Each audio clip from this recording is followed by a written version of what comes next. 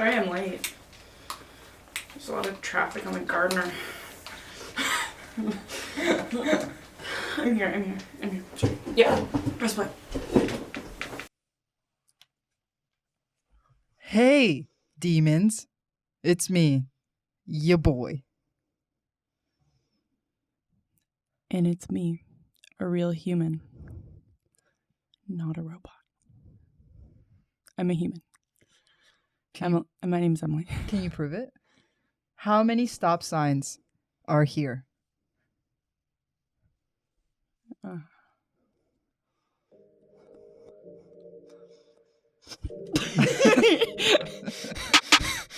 Malfunctions. Everybody, hello. What's going on, everybody? Welcome back to the Queer Collective podcast. My name is Karbon. I'm Emily. A real-life human person. And welcome to the show. I'm not a robot. Okay. I have news. I have an announcement to make. Everybody drum roll, please. I quit my job. Woo! It's been a long time coming. I did. I quit my job. I put in the 2 weeks. On the last day, I just kind of showed up, chilled out, bounced around a little bit, and then called it a good 3 years. Whoa! And that was that. Left a note that says bye. I literally left a note. It just says, this is how the note is meant to be read. Okay, bye. Yeah. So why'd you quit your job? Well, Emilia, thank you for asking. Thank Welcome. you. I quit my job because ever since quarantine started, I have had the opportunity and privilege to dive into some newfound passions. You know, that I guess you could call it OG passion is dance and the street dance world. But I've always been super, super interested and intrigued by photography and videography.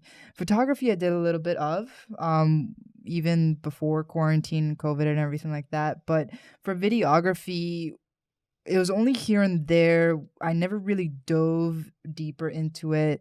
So I thought, okay, I have all of this time, literally all of the time in the world that I could ask for.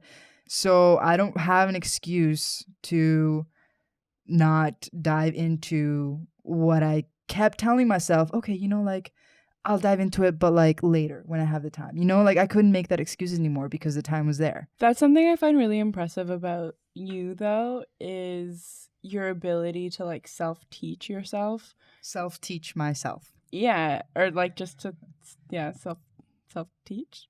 I don't know. Yeah, I get you. But yeah, so Karbon, you're the kind of person who is able to just learn off of YouTube videos and motivate yourself to just teach yourself. Right. Yeah. Which I am not that kind of person whatsoever.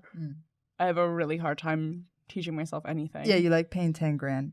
I love going to university and paying $10,000 just to get some deadlines. Yeah. And a book. Yeah. I just need structure. I mean, that's how the Queer Collective podcast got started.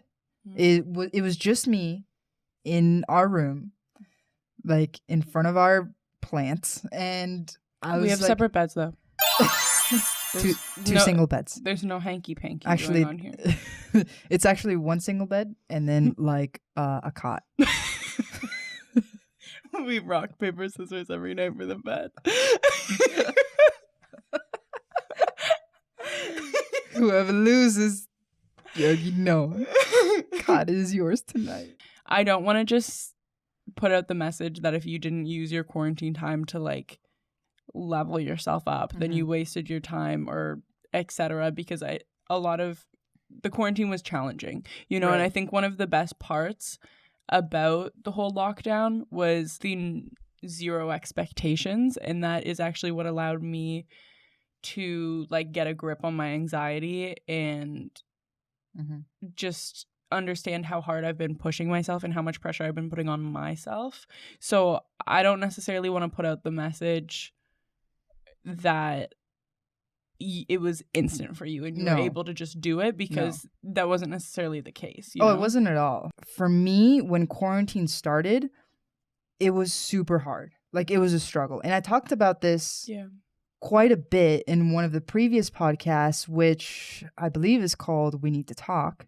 And the one that you did alone. The one that I did alone back in the day when it was like a lone sitch. Yeah, it was a really, really big struggle because I was so used to a certain structure and a certain way of doing things and a certain routine. And all of a sudden that got swept away. Mm-hmm. And even though it didn't hit me the hardest, you know, it hit in its own way for me. And that was a mental struggle for me because I think it did hit you pretty hard though. Mentally. I just, it a bit. Well, especially with dance, you were very hard on yourself. Right. You know, like not to like call you out, I just want to be like as transparent with people as possible, because I think my biggest pet peeve with people who have online platforms is them not necessarily being honest, you know, and not, I guess, like making people feel inferior because you're only seeing the outcome of certain things, right, but you're not seeing the challenges that people went through. Right. So I think that's an important thing to note on. No, it is for sure. I think that a big reason as to why I downplay any of my struggles is because I know that no matter what, somebody has it worse. Yeah, I mean, everyone's going through different things, but at the same time, it is important to like give yourself space and acknowledge like your own mental health. Yeah, for sure. You know? And I mean, if you want to dive deeper into what I went through, definitely go listen to We Need to Talk. That's when I really like dive into that. But it was hard at first, especially with dance, because I was so used to dancing every single week with a lot of people. And, you know, I was part of like a training program where like there was like 50 people in a room and we were all dancing together, sweating together and having a lot of fun and just sharing energy. And you'd see somebody else dancing harder than you and that would motivate you to go harder. You're like, I can push more. And I miss that so much. Yeah. Especially, I still miss it. But like, especially at the beginning of quarantine, because it was so hard to just suddenly not have that anymore. And that hit me the hardest. Was like, I'm very like a social person and I'm socially driven when it comes to dance in particular. And to not have that, it was a struggle for me to dance at all. Yeah. So I haven't done very much dancing, even still. Like there's been here and there, but it hasn't been consistent and it hasn't been very hard in terms of like the difficulty. And the good thing, I guess, about that, or like the silver lining about not dancing very much, is that I now had all this energy and time to invest into filmmaking. Yeah. So here we are. And, you know, going back to work, you know, once the lockdown lifted and we were in stage 2, then... Can I mention something quick before we jump off that topic? Of course. So basically, like, the only reason why I brought that up is kind of what you were touching on is you were mourning the loss of not being able to dance with a group of people. You know what I mean? And everyone was kind of mourning a loss of something, because the farther into this lockdown we went, the more all of us kind of realized that this is how things are going to be for a while. Right. And you're not going to be able to experience life as you knew it. And my one point is that everyone mourns in different ways. And so no one should feel bad for not getting a new skill out of this time, or not reading all the books that you wish you read, or you know what I mean? Yeah. It's like everyone does things differently. You were able to channel your energy into creating a skill, which is really, really great. But for the people watching, if that wasn't the case for you, then that's totally fine.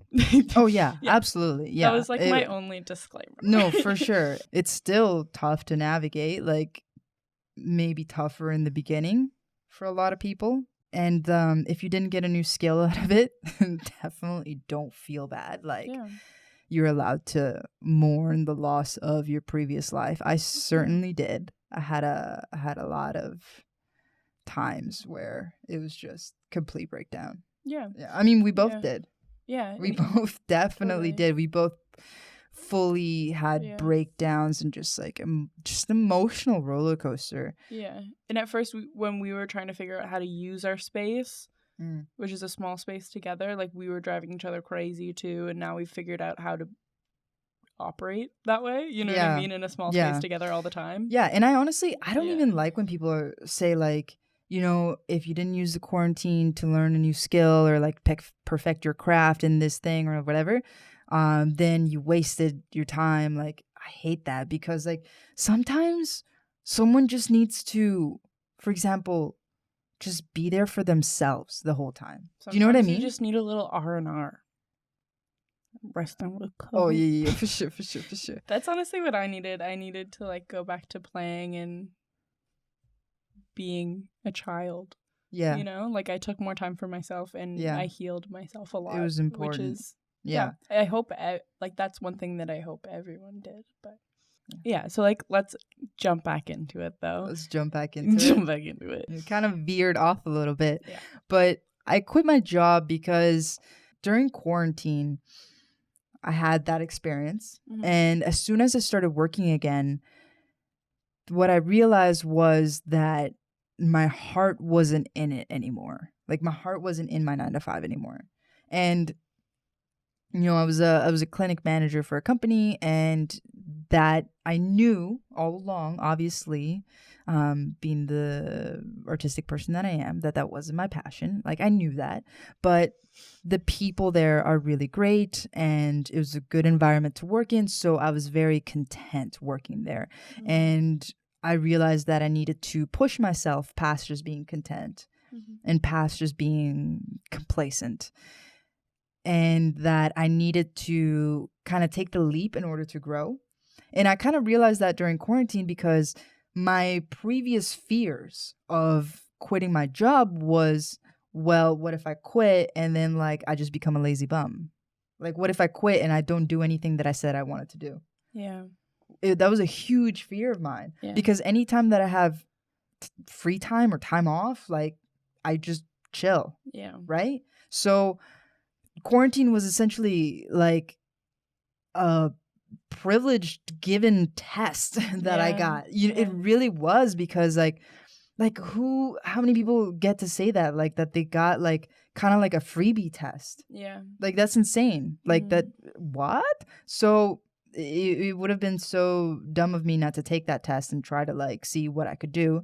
And what I found during quarantine was that, you know what? I actually am motivated to learn. I am motivated to, you know, grow at my craft and this skill and this passion.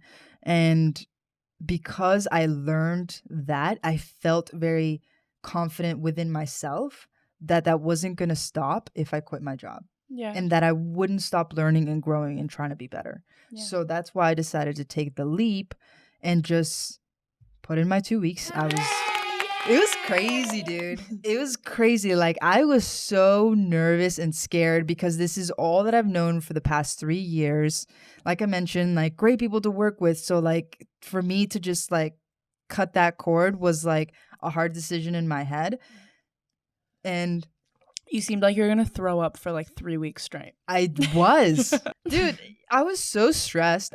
I was so stressed about this decision that I made myself sick. Like, not joking, I legitimately I had such bad stomach cramps just from stress that anytime that I would eat something, it would hurt to eat. That's how stressed I was. And I've never experienced this to this level of being so stressed that my stomach no longer accepts food.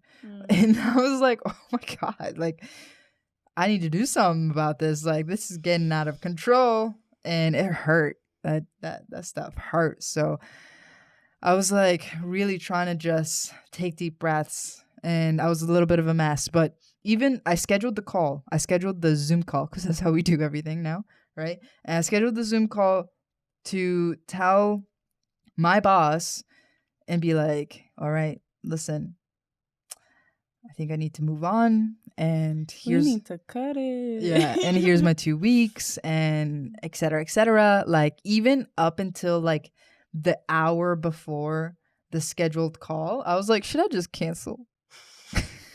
I would have been so mad. Like, imagine I get on the call and they're like, so what's up? And I'm like, just wanted to see how you're doing. You know what? Never mind. How are you doing? I just wanted to catch up. What's going on? So that would have been not good. But that's how nervous I was. And I was nervous to tell everybody that I know at work in person. But everybody received it well. Yeah. It was one of those things where, like, everybody saw it coming before you saw it coming. Yeah. You know? And, like, I always saw it coming, but, like, well, just everyone saw that you withdrew from your work. oh, basically. for sure. Yeah. So, you know, when it becomes obvious to the point where people are asking if you're okay and that you seemed kind of like distant or removed, like, it's time, dude. Yeah. And before all of this happened, I never felt like doing Queer Collective or working in a creative industry full time was actually something that was possible because of just the way that society has framed our way of thinking. Right. I never thought that we'd be able to pay our bills by doing something creative. And that's why before, Laura always used to talk about how she wanted to quit to pursue dance. Mm-hmm. And I feel shitty that I was always like kind of that negative energy. Like I was the one who was saying, how do you know you're gonna be able to like motivate yourself? Like how, you know what I mean? Like I think I was just nervous because we like share a lot of our costs and everything like that. And yeah, so like yeah. to have a partner that kind of like depends on you for part of whatever, whether that's like financial cost or like emotional support or like all of the above or whatever the case, like it's difficult to accept that leap, and I totally get that. And the fact that there were many signs that just made me feel so secure in my decision, one of them being you, actually. And I think that you changed your mind on it because through quarantine I proved that I could Completely. yeah. And to be honest, like I didn't even fully know that I could motivate myself to do something. And I wouldn't have believed in myself either, honestly, about like quitting a full-time job. I always thought I was going to need a corporate job. Right. In order to like sustain ourselves. Like I never really believed in myself. And like I was probably projecting that on you a little bit as well. Right. We're changing our way of thinking. Heck yeah. Oh, heck yeah. Oh, heck yeah. Oh, heck yeah. On that note, quick, I have 2 quotes that I'd like to share about okay. this. Letting go of something old makes space for something better to grow. So cute. That's my first one. And then my second one was, of course you'll make mistakes, but the biggest one would be not to try. Aww. You're so cute. Adorable. I chose those quotes because, I don't know, I hope anyone who's wanting to pursue their passion in a creative industry and you're watching this, I hope this is a sign for you to believe in yourself, because we're starting to believe in ourselves and I feel like good things are happening. Mm-hmm. And I think the second that you start following your instincts and your gut and what you feel is your path, then I think the universe gives you so many signs that you are on the right path and you're making the right choices. And the second you start veering off that path, things feel wrong. You know, like this whole year I was spending time applying for all these stupid internships because I'm in like co-op of my business program, submitting progress reports.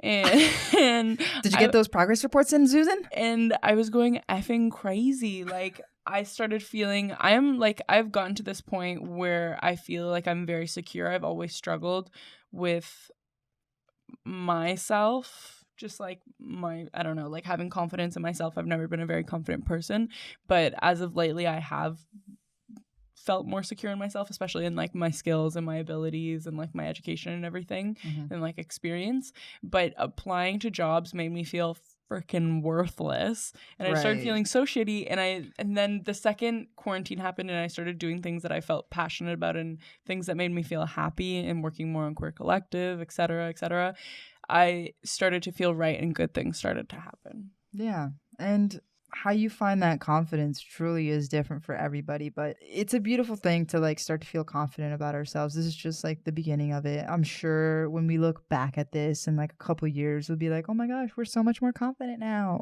Or at least that's my hope.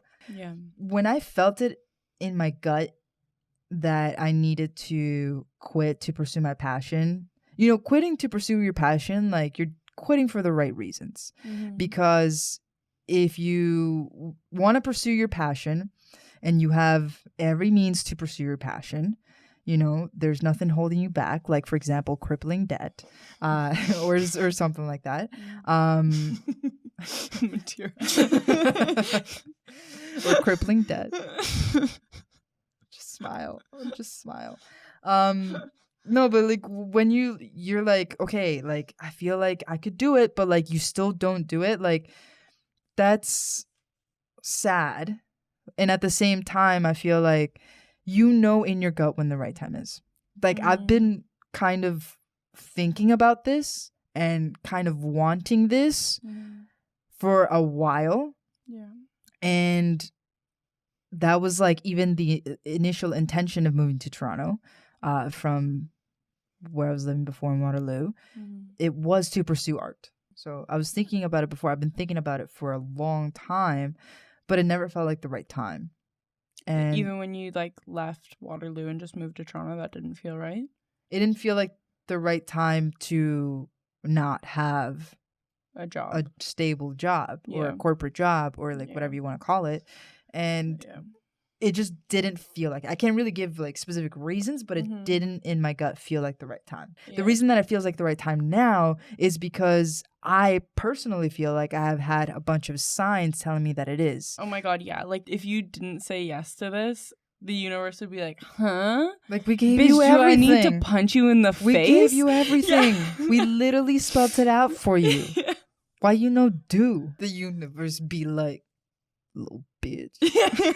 So I want to give like context. The reason that we keep saying that the universe gave us signs started with this, which like I've spoke to a little bit because it's the reason why we're in this space. But for people who are like new to joining this podcast, I'm going to just explain it again and like bear with me. Maybe I'll put like a time code to when this is over.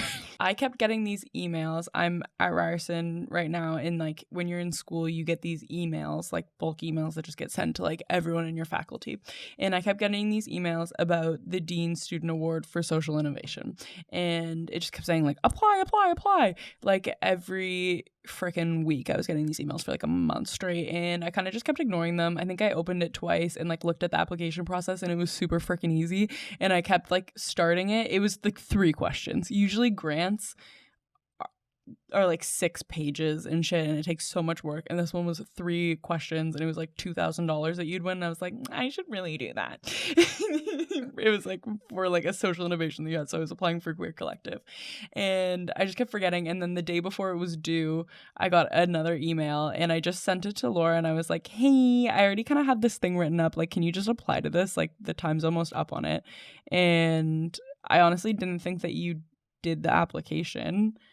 But the funny thing is, like, you did end up submitting it, but you didn't make any edits to what I had written, and there were so many spelling mistakes, and you just sent it in like that. And when I read it over, because they published like what you write when they select you, which whatever, surprise, we got selected. When they select you, they publish what you wrote, and I was like reading it and like almost vomiting because there was so many spelling mistakes. I'm like, why the fuck did they choose us? What the hell?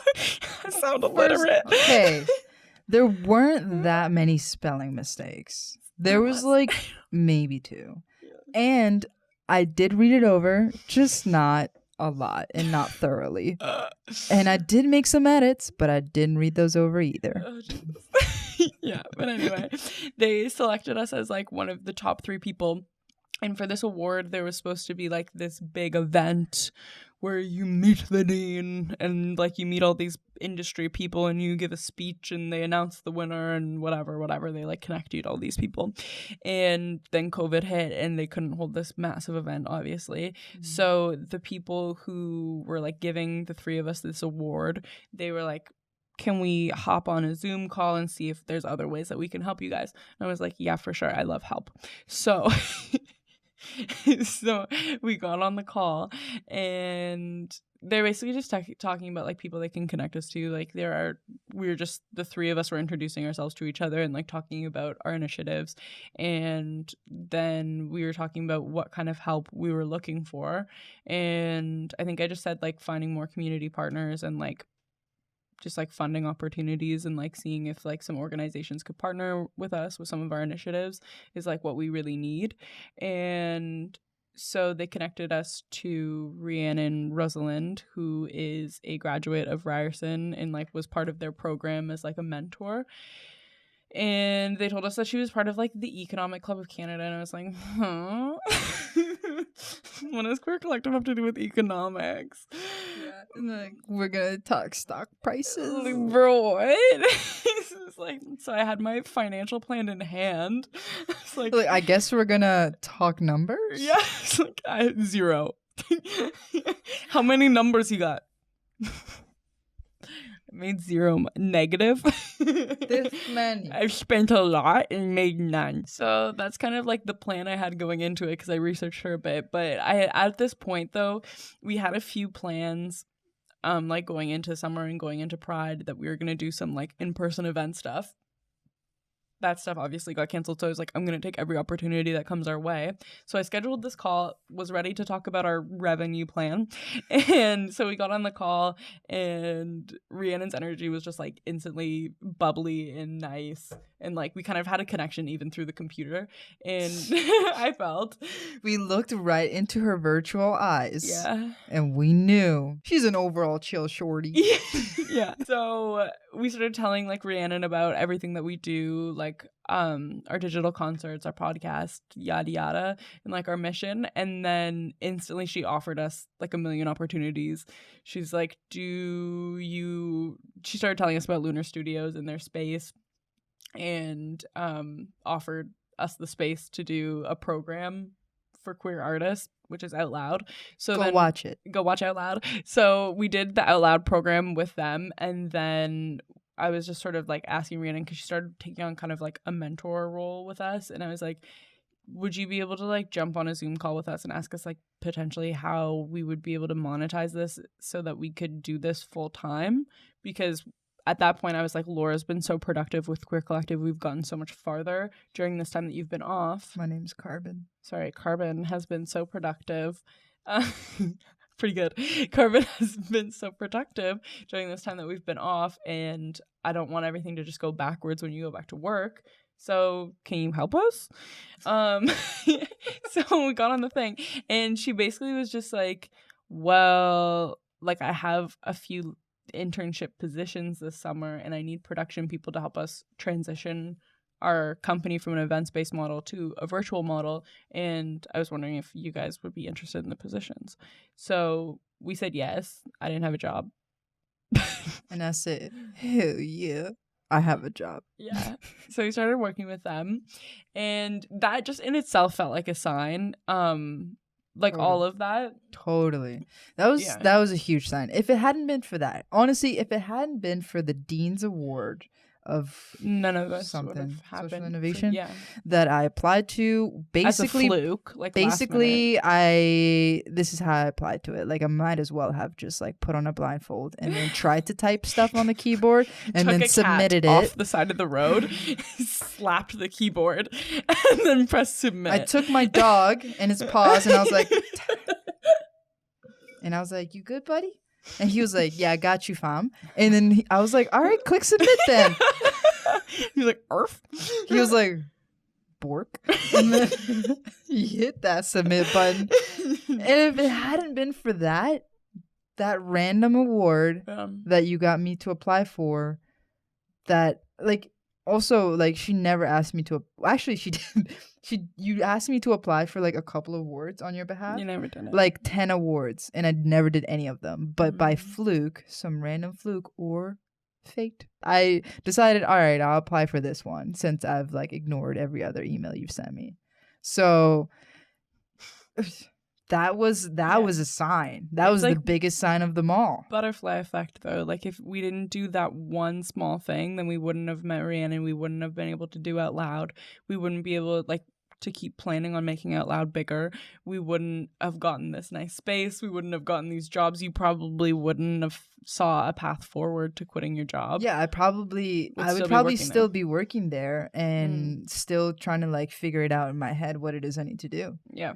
So if you're kind of in a similar position right now where you want to quit your job, I would love to offer sort of a piece of advice that I thought you were gonna say I'd love to offer a job. Yeah, I'd like to hire you. I was like, hello? All of you watching right now, if you want a job, fuck it. We don't even get paid for this. What do you say? Anyway. If you're watching this and you're wanting to quit your job to like pursue a creative industry, one thing that Rhiannon actually told us while you were deciding whether or not to quit your job was, if you were reading a book that was about your life and you were 80 years old and you're reading this book about your life and you got to this point where your character had to make this decision, were you going to stay in your job or were you going to make this leap and follow your passion? What would you want you to do? Or what would you want that character in that story to do? Yeah. And I was like, oh, snap. Fucking duh. Oh, no. Yeah. I gotta do it. And honestly, like, it would have eaten you alive if you didn't. Yeah. It was already eating me alive. My stomach was hurting for like weeks. Honestly, at the end of the day, I never want to work in a corporate job. I thought that was something that I wanted. I wanted like stability. But at this point, it's me not believing in myself. Like, yeah, there's a lot of people in my life who would want to see me have a stable job because they want to make sure that I can live a comfortable life because they love me and they care about me. But if I choose to not follow my passion, if you choose to not follow your passion, the only reason is because you don't believe in yourself. Because if someone else can do it, you fucking can too. You know, like nothing sets you apart from anyone else. Yeah. Other than the belief in yourself. Yeah. And if you're like getting that gut feeling and you're getting the signs to make a move, whatever that move is to you, like you need to make it. Yeah. Whatever that move is. Like some of the signs that I got for myself along with that gut feeling. So even without any quote unquote signs, that gut feeling likely would have carried me towards my decision. It might have taken a little longer though. To like fully trust my gut feeling. You really, that's what it comes down to, is trusting that feeling. And it's easier said than done. It's a hard thing to like actually put into practice, but it's so scary. Very scary. One of the signs that I got, like we were talking about, like previously Emily was so afraid of me quitting my job and pursuing a creative field because she wasn't sure if I'd be motivated, and I wasn't sure either. And like you mentioned, you were projecting some of your insecurities onto me as well. Totally. And so a big sign that I got was from her. It was like you being like, you know what? You really need to do this. Like, I believe in you. You should believe in you. And I was like, huh? I was like, whoa, there's so many emotions I don't know how to process. There's too much at once. You got to slow down with the believing in me. I think shockingly as well, another thing that hit me was similar. It was like both of our parents starting to believe in us as well. Which was another huge sign for me. My parents, you know, they were like, yeah, I really hope that you like get this new job and like that you can pursue your passion and that you can like, you know, create films. Like you're really good at it. Like you should do more of it. And again, I was like, huh? Yeah. Because I was like, you want me to leave a 9-to-5 stable corporate job to pursue my artistic passions? My parents supporting my passion and supporting me diving into filmmaking and photography is huge for me. Like it means a lot. It really does mean a lot because, and it just makes me feel that much safer in my decision. Because when back in the day when I wanted to fully just 100% pursue dance, it wasn't this big reaction that I have now. It wasn't like all of this support. And before I would be like wondering why and like, am I just like not good enough or like this and that? But like everybody, like sometimes you think your path is a certain thing, and the worst thing that you can do is being narrow-mindedly stuck in that one thing, if that makes sense. So for me, it's not like I can never have a career in dance. I don't believe that necessarily, but also I look around to the people that do have careers in dance, and it is their everything. It is their soul and their entire being. And I often ask myself, is that what it's like for me? Is dance my entire being, my entire soul? Is that like my wholehearted passion? And it's still something that I'm honestly trying to navigate, but I don't think that that's it for me. Yeah. Like entirely, I mean. Like I think that dance is still a huge part of what gives me life, what gives me motivation, what gives me my freedom, and what gives me my happiness. Do I think that it's my career and my path is 100% in dance? I don't. Interesting. Yeah. Like not 100. Like I feel like there's different things that I'm very passionate about, and I somehow have to find a way to integrate that, and I don't know what that is going to look like yet. Yeah. But same thing goes for filmmaking or photography. I don't think that's photography. I don't think that that's 100% my path. Yeah. I don't think that videography is 100% my path. Yeah. I think that, and that's why I think that I wasn't getting that kind of a reaction from you or from my parents or from whoever supported me before, is because somehow there was this like sign or this undertone of like, you're still finding your way. Yeah, I think that's what I felt a little bit too. Like I didn't feel like you had clarity in what your path forward was. And I didn't think it was the time for you to quit because you didn't see what your path was yet either. Right. Like the fact that I have so many dancer friends that I know and I look up to and I admire that will spend the entirety of their free time learning, growing, disciplining themselves, and practicing over and over and over, whether it's one repetitive move, one foundation, one technique within dance, that they won't stop. And like they'll do it like by themselves alone, like, and they won't stop, right? Like that is what it means to be passionate at what you do and be passionate with your craft, right? Yeah. And I am now starting to find that within myself, and I'm realizing that it's not just one thing for me, and that's okay. Totally. Like it's okay that my plan to be this superstar dancer isn't exactly as I had dreamt it initially.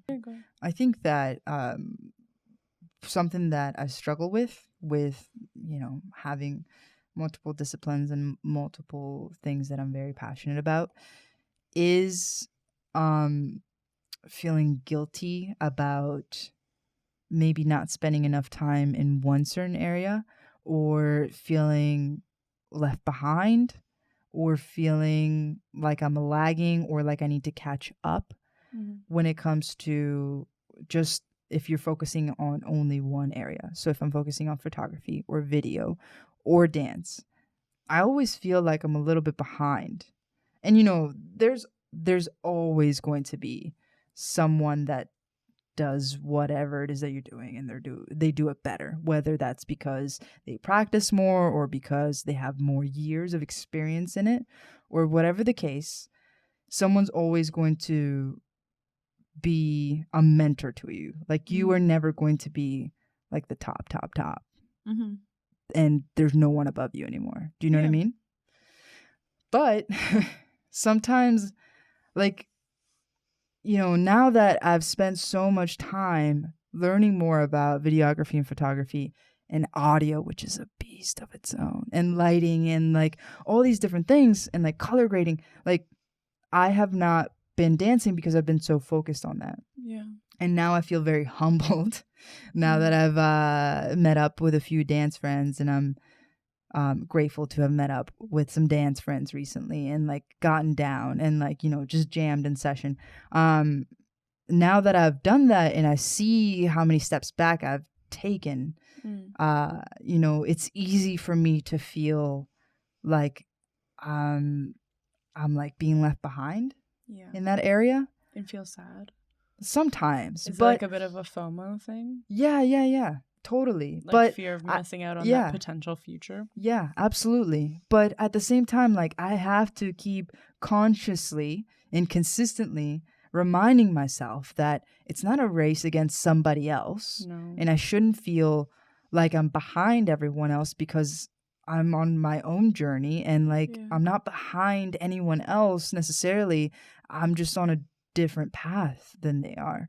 And it sounds like super corny. I know it sounds kind of corny. It sounds kind of like stereotypical, but I don't think so at true. all. And I think that's actually a really important thing for a lot of people, a lot of young people and not so young people, I guess, just to hear, you know, almost everyone who's in my life right now, except for like my parents and my grandparents, like our roommates, my sister, my cousin, you know, everyone is in this space right now where they don't really know what their next step is, you know, and people are confused.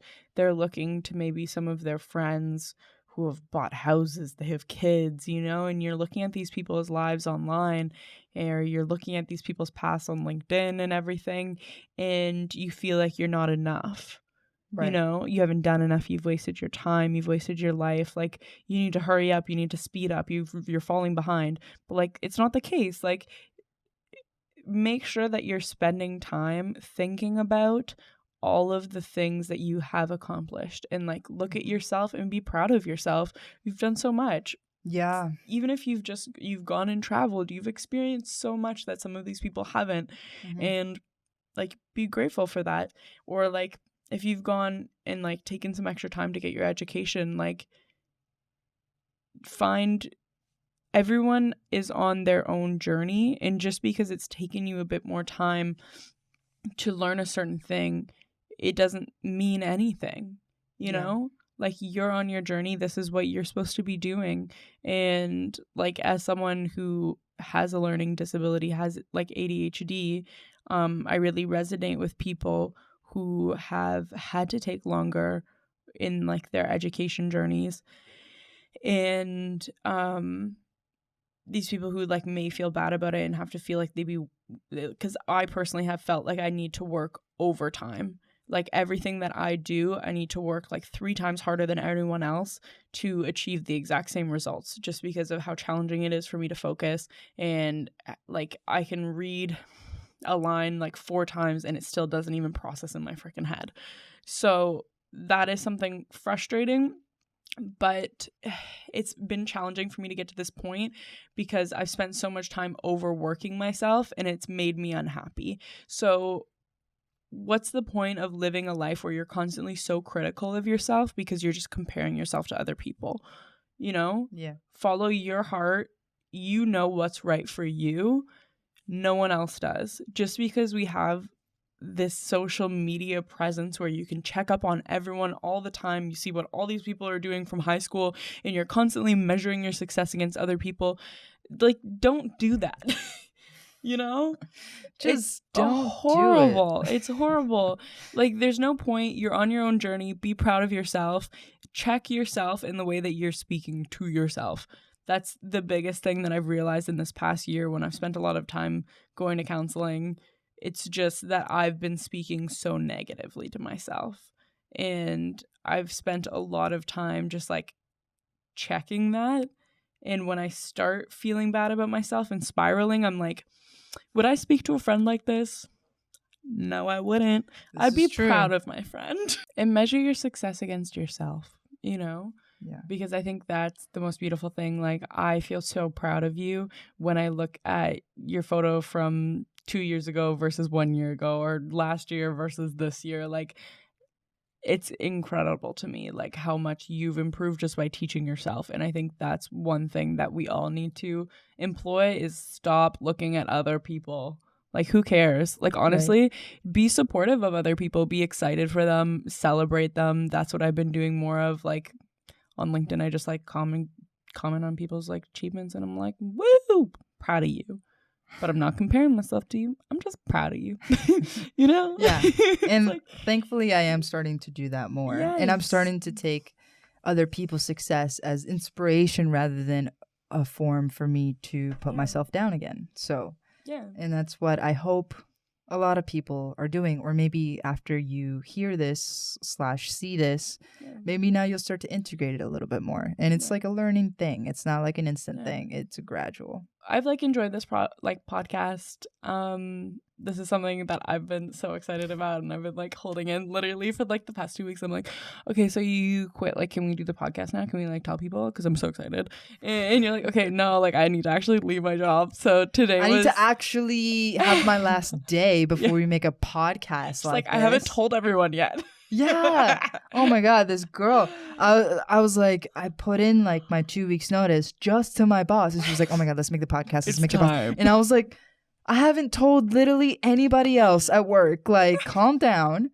And I still have another 2 weeks before like I'm officially done. Like, relax. But today was your first day not working there. Your first Monday not going to work. Yeah, that was weird. And I think I'm gonna have that readjustment period again. You know how like when, you know, not quite as hard as quarantine, but when quarantine hit, I was like, oh my God, what do I do? Where do I put my hands? I don't know. Like, you know, and I was like, what do I do with my time? But it's also like when you first start a new job, like you have that weird adjustment period. Yeah. That's normal. So this is going to be an adjustment period, you know? Usually I'm like, I'm off to work, and I'm like, I'm off to stay here.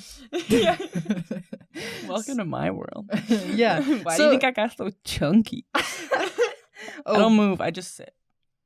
I eat. I sit. I play and put to dark. I don't play. I work. I don't play. I work.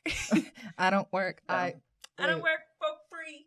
That ain't the tea, hunty. I hope that anyone who's watching this, even if like you're not trying to quit a 9-to-5 job to go like pursue a passion, but maybe you like have been thinking in your mind that you want to try something, or you want to go back to school, or there's just something that's been lingering in the back of your hair, right back here. Yeah, just like right in the crow's nest. I hope this was a sign for you. Yeah. And I hope maybe we like showed you a little bit of a path. I hope so. But if not, it's all good. You know, we out here. Cool. Yeah. It's cool. We still chilling. Yeah, maybe you just got a life update. That's fine. How many times can we repeat words? Well, thank you guys so much for watching and listening to this podcast. We really appreciate it. If you like this video, make sure to leave a like if you're on YouTube. Hit that subscribe button and that notification bell, because we drop these podcasts every Wednesday.